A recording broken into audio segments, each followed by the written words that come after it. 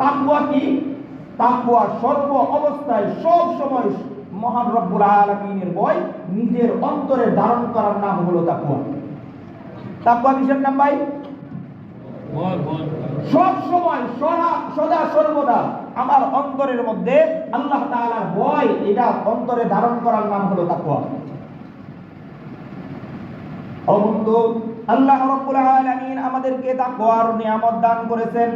তাকওয়ার নিয়ামতের মাধ্যমে কি হবে? আমি একটা কথা যখন আমার এই জবান দিয়ে বলবো তখন চিন্তা করব আমি জবান দিয়ে কথা বলতেছি, যার বিরুদ্ধে বলতেছি, যাকে বলতেছি এই কথা যদি মিথ্যা হয় তাহলে দুনিয়ার কেউ এইটা সত্য মিথ্যা যাচাই করতে না পারলে একজন যাচাই করার আছে, তিনি কে? আল্লাহ রাব্বুল আলামিন। আমার কথা সত্য না মিথ্যা এইটা মহান রব্বুল আলামিন জানেন কি জানেন না? আল্লাহ রাব্বুল আলামিন জানেন আমি কথা সত্য বলতেছি নাকি মিথ্যা বলতেছি। তাহলে আমার এই অন্তরের মধ্যে যদি আল্লাহ তাআলার এই ভয়টা থাকে, তাকওয়ার নিয়ামত যদি থাকে যে আমি সত্য বলতেছি না মিথ্যা বলতেছি, কেউ না শুনলেও আল্লাহ শুনতেছে, এই চিন্তা আমার অন্তরের মধ্যে থাকলে তাহলে এই জবান দিয়ে মিথ্যা বের হইতে পারে না। মিথ্যা বের হইতে পারে না। কারণ যখন আমি জানবো আমার কথা আমার অন্তরের মধ্যে মহান রব্বুল আলামিন আমার সব কথা শুনতেছে দেখতেছে, তখন আমার এই জবান দিয়ে মিথ্যা বের হইতে পারে না। তাকওয়ার 2 নম্বর ফায়দা, আমি কোনো খারাপ অশ্লীল কথা, কোন ব্যক্তির গীবত শিকায়ত কথা কিংবা গান বাদ্য যখন আমার এই কান দিয়ে শুনবো, দুনিয়ার কোনো ব্যক্তি না জানলেও আমি ঘরের ভিতরে কানের মধ্যে হেডফোন লাগিয়ে গান বাদ্য শুনতেছি কিংবা অশ্লীল কথাবার্তা শুনতেছি, দুনিয়ার কেউ না দেখলে একজন দেখতেছেন, তিনি কে? তিনি হলেন আল্লাহ। আল্লাহ তাআলা সর্বদা দেখতেছে। আমার অন্তরের মধ্যে যদি এই তাকওয়া পয়দা হয়ে যায়, আমি যে কথা শুনতেছি, যে গান বাদ্য শুনতেছি, যে অশ্লীল কথা শুনতেছি, আল্লাহ রাব্বুল আলামিন আমার এই কথাগুলো শুনতেছে, তিনি আমার বিচার করবেন। তাহলে ওই ঈমানদার, ওই তাকওয়াওয়ালা ব্যক্তির ব্যাপারে ওই ব্যক্তি কখনো সে গান বাদ্য কিংবা অশ্লীল কথা শুনতে পারে না। ও বন্ধু, এমনি ভাবে কোন ব্যক্তি যখন অন্যের হক নষ্ট করতে চায়, গোপনে নষ্ট করুক কিংবা প্রকাশ্যে নষ্ট করুক, তার অন্তরে যদি তাকওয়ার নিয়ামত থাকে, এই তাকওয়ার নিয়ামত থাকলে ওই ব্যক্তি কোনো অবস্থাতে অন্যের হক নষ্ট করতে পারে না।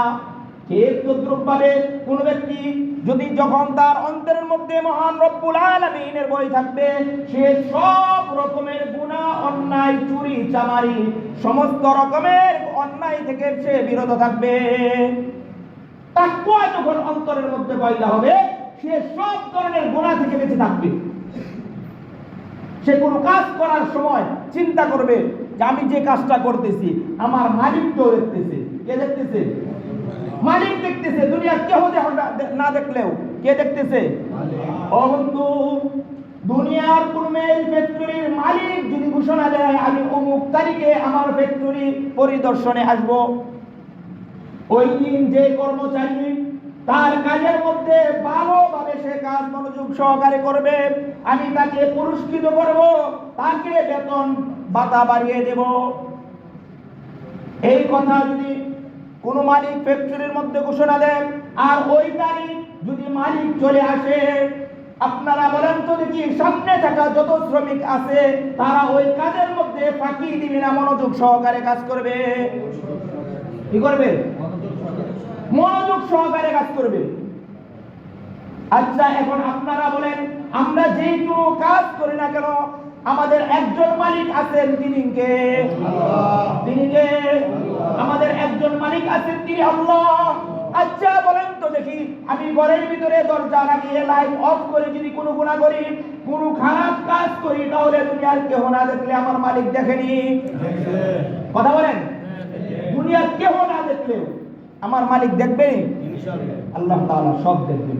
যখন কোন ব্যক্তি তার অন্তরের মধ্যে এই চিন্তা থাকবে আমি গোপনে অন্যায় করি কিংবা প্রকাশ্য করি, দিবালোকে করি কিংবা ঘরের ভিতরে নির্জনে করি, যত অন্যায় করতেছি আমার দুনিয়ার বুকে কেউ না দেখলো আমার মালিক দেখতেছে। যদি এই তাকওয়ার এই নিয়ামতটা কারো অন্তরের মধ্যে পয়দা হয়ে যায়, আপনারা বলেন এই লোকটা কি গুনাহ করতে পারে? তার দ্বারা গুনাহ হওয়া সম্ভব? কোন অবস্থাতেই তার গুনাহ হওয়া সম্ভব না। এই যে এই জিনিসটা পয়দা করার নামে তাকওয়া, এই তাকওয়া